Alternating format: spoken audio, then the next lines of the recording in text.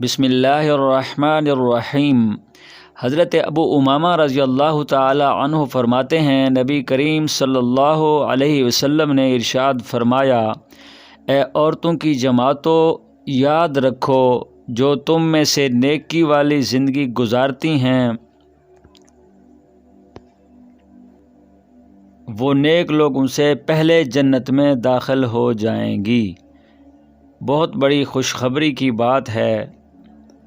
پھر فرمایا، پھر جب ان کے خاوند آئیں گے، پھر جب ان کے شوہر آئیں گے تو ان کو غسل دے کر، خوشبو لگا کر، سرخ اور زرد رنگ کی خوبصورت سواریوں کے اوپر بٹھا کر، یعنی ان دنیا والی بیویوں کو ان کے شوہروں کے ساتھ روانہ کر دیا جائے گا۔ سبحان اللہ، بڑے فخر اور فضیلت کی بات ہے۔ پھر ان کے ساتھ بچے بھی ہوں گے، ایسے بچے ایسے جیسے بکھرے ہوئے موتی ہوتے ہیں۔ سبحان اللہ، بہت بڑی شان کی بات ہے۔ اللہ اکبر، کتنی بڑی فضیلت اور خوشخبری ہے نیک عورتوں کے لیے۔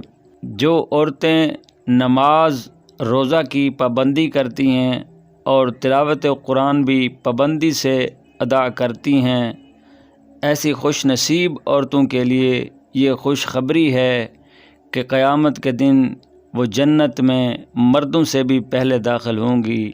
دوسرا کام یہ کرتی ہیں، گناہوں سے بچنے والی ہیں اور شوہر کی اطاعت اور خدمت گزار ہیں، مردوں سے بھی پہلے یہ عورتیں جنت میں داخل ہوں گی۔ اللہ تبارک و تعالی ہمیں اپنی مختصر سی قیمتی زندگی کو دنیا کے اندر بنانے، سنوارنے، سجانے کی توفیق عطا فرمائے۔